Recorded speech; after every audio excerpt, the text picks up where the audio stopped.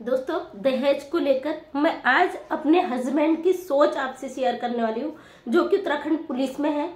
Video को पूरा देख लीजिएगा, क्योंकि पिछली बार जब मैंने अपने हस्बैंड के ऊपर वीडियो डाला था तो एक मैडम ने बिना वीडियो देखते ही इतना भयंकर कमेंट कर दिया था कि वो कमेंट देखकर मेरे हस्बैंड भी शौक रह गए। मेरे हस्बैंड के लिए इतनी सारी बातें लिख दी उन्होंने, इतना बुरा बुरा लिख दिया कि इसलिए मैं आप लोगों से हाथ जोड़ के रिक्वेस्ट करी, वीडियो को देख लीजिएगा वरना आपकी समझ में नहीं आएगा।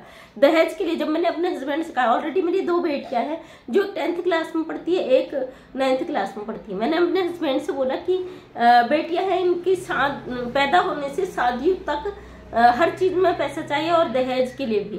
तो आपको एक बात बताऊं, मैं बहुत गरीब परिवार से थी। अभी इस समय नहीं, मैं ससुराल से अच्छी हूँ। मेरे ससुर जी रिटायर्ड प्रिंसिपल हैं और मेरे हस्बैंड उत्तराखंड पुलिस में है, और मेरे जो ससुर थे, बड़े ससुर के पिताजी, वो गांव के प्रधान थे, जो सबसे अमीर व्यक्ति में आते हैं।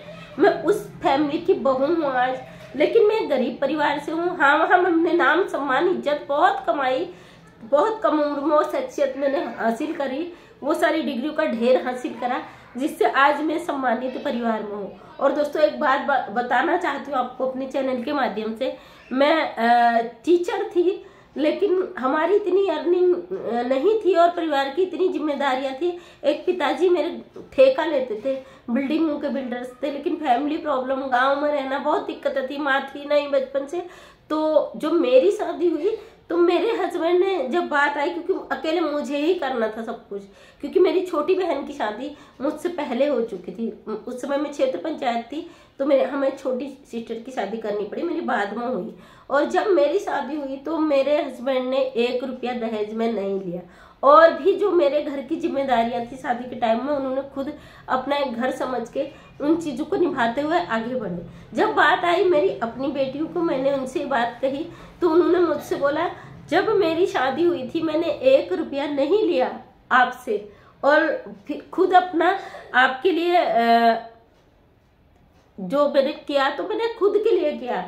तो इसको ये नहीं क्योंकि हमारी माँ थी नहीं, पिताजी थे, हमें जिम्मेदारियां हमारी बहुत ज्यादा, अकेली क्षेत्र पंचायत थी, मेरे ऊपर बहुत सारी जिम्मेदारियां थी, गांव की थी, घर की थी, भाई बहनों की थी। तो हस्बैंड ने ओपनली सपोर्ट करा। जब बात अब दहेज की आती, दहेज के ऊपर मैं कहना चाहती हूँ, अगर माँ बाप इस चीज का विरोध करेंगे, माँ बाप इन चीजों को बढ़ावा नहीं देंगे, तो समाज कोई नहीं होता इन चीजों का दबाव बनाने वाला।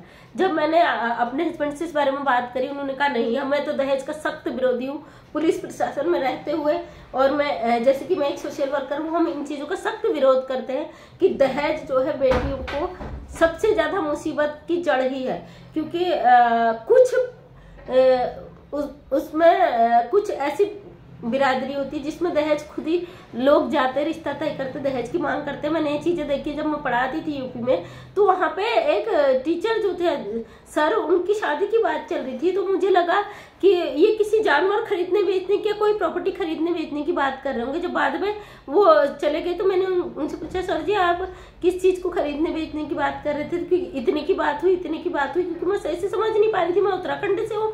तो वो हंसने लगे, कहने लगे, मैम ये कोई खरीदने बेचने की बात नहीं हो रही थी, ये इन सर की शादी की बात, रिश्ते की बात हो रही थी। तो मैं बड़ी शॉक्ड हुई। मैंने कहा मतलब ये चीजें ऐसे शादी होती है तो बिना लड़की को देखे, बिना घर को देखे एक मतलब इतने की शादी तय हुई, मुझे बड़ा अजीब सा फील हुआ। क्योंकि हमारे उत्तराखंड में तो दहेज, अगर कोई लड़की देखने आता है दहेज कि अगर थोड़ी सी लगता भी है उनकी बातों से कि हम मांग कर रहे हैं, तो लड़की वाले बेटी देने से ही मना कर देते हैं, क्योंकि जहां दहेज कितने दिन टिकेगा। तो मेरे हस्बैंड ने कहा नहीं, मैं तो दहेज का सख्त विरोधी हूँ, जब ऐसा मुझे मैटर लगेगा मैं तो बीच चौराहे में दौड़ा दौड़ा के मार के भगाऊंगा उन्हें। तो मुझे बहुत खुशी भी हुई, क्योंकि समाज के लिए जो हम अगर सोच रखेंगे इस तरीके की, दहेज आजकल दहेज मुक्त होना चाहिए। क्योंकि किसी की एक, मैंने कई जगह देखा है, बेटियां पैदा होते हो, माँ बाप उसके कमाने में जुट जाते हैं कि हमें बेटियों की शादी कैसे करेंगे।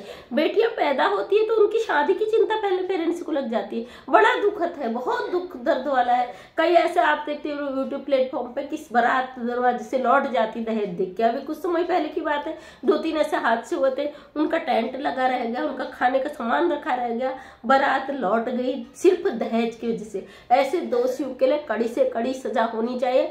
सबसे पहले ये पहल बेटी वालियों को करना चाहिए।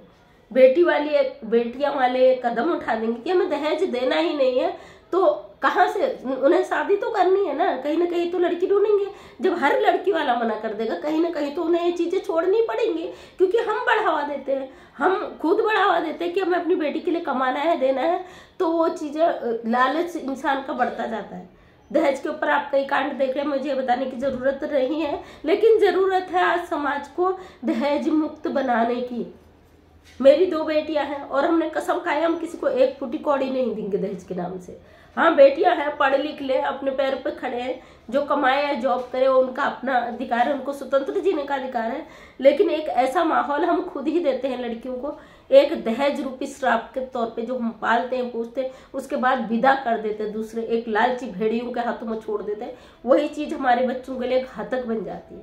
और एक बेटा भी है मेरा और इतना प्रॉपर्टी का इकलौता मालिक है, तो हम नहीं चाहते किसी की बेटी हमारे घर में आए तो 1 रुपया लेकर आए, क्योंकि बेटियां घर की लक्ष्मी होती है, मान सम्मान होती है, उनके कदम जहां पड़ते हैं वो घर वैसे ही स्वर्ग बन जाता है, उसमें कुछ लाने की जरूरत नहीं होती है। मैं बहुत गरीब परिवार से थी, उस समय मेरे हस्बैंड दूसरी जगह रहते थे, हमने जितने भी प्लॉट जितनी भी प्रॉपर्टी खरीदी वो मेरी शादी के बाद मेरे हस्बैंड ने अलग से खरीदी।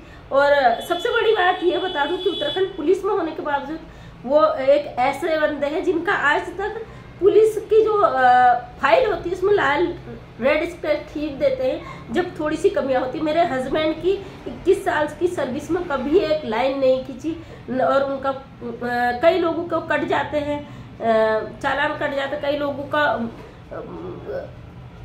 सस्पेंड हो जाता, बर्खास्त होते, लेकिन इतने साल की नौकरी में लापरवाही में कभी भी उनका एक लाल लाइन नहीं खींची गई, और उनने अपनी ड्यूटी ईमानदारी से करी, बहुत ही ज्यादा ईमानदारी से करी, और जरूरतमंदों की मदद भी करी। और सबसे बड़ी बात, पुलिस में रहने के बाद उनका कोई दोस्त नहीं है जो घर में आए और खाए पिए। मेरे हस्बैंड शराब जैसी नशीली चीजों से बहुत दूर रहते हैं, तो माता रानी का आशीर्वाद है क्योंकि मेरे घर में ये चीजें नहीं है, और बहुत ज्यादा मुझे उनसे प्रेरणा मिलती है कि उनकी वजह से आज मैं लोगों को गाइडलाइन दे पाई हूँ। कई ऐसी महिलाएं भी हैं जो कहती मेरे हस्बैंड फेस से वीडियो बनाने को मना करते। कई महिलाओं का कमेंट आते हैं कि हमें घर से ये आजादी नहीं है कि हम वीडियो बना के अपलोड करें, लेकिन मैं अपने आप को सौभाग्यशाली मानती हूँ कि आज समाज को प्रेरणा दे रही हूँ। तो बहुत बड़ा हाथ मेरे हस्बैंड का है। कई ऐसे केसेस आते हैं उनके जो मुझसे डिस्कशन करते हैं, कई मेरे ऐसे केस होते हैं जो मैं उनसे डिस्कस करती हूँ और उनको सॉर्ट आउट कर देते हैं।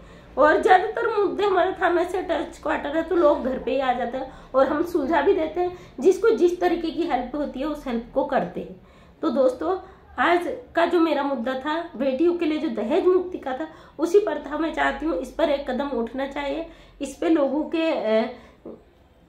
को आगे आना चाहिए, दहेज को खत्म कर देना चाहिए। दहेज को बिल्कुल हम तभी खत्म कर सकते हैं जब इस पर आवाज उठाए। कानून तो बनते हैं, कानून तो बनते रहते, कानून तो तब जाके फॉलो करते हैं जब कोई घटना घट जाती है, लेकिन इसकी पहल हमें खुद ही करनी है। समाज सुरक्षित तब रहेगा, देश सुरक्षित तब रहेगा, बेटियां सुरक्षित तब रहेंगी जब हम आगे आएंगे। दहेज के खिलाफ अगर हम मुहिम छोड़ देंगे, हम अगर एक कदम उठा लेंगे, ये चीजें हम खुद ही हमें आगे आना पड़ेगा। ये चीजें जब आगे हम बढ़ जाएंगे तो लोग खुद पीछे हट जाएंगे। जो भेड़िए हैं समाज में, इस तरह मानसिकता के हैं, जिन लालच जिनके मनों पर रख रहा है, वो खुद ही पीछे हट जाएंगे। तो दहेज के लिए आपकी क्या राय है मुझे कमेंट में जरूर बताएगा, क्योंकि आपका ही कमेंट है जो मुझे आगे और प्रेरणा देता है ताकि मैं समाज के लिए नई चीजें लाऊं। तो बहुत बहुत धन्यवाद आपका। अगर आप चाहते हैं मेरा नेक्स्ट वीडियो देखना तो प्लीज मेरे चैनल को सब्सक्राइब करें। डेली 8 बजे मैं एक वीडियो डालती हूँ, मेरे वीडियो पर आए, अपनी राय दें। आपका अपना चैनल है, आपकी बहन आपके राय का इंतजार करेगी। तो दिल से आप लोगों का धन्यवाद।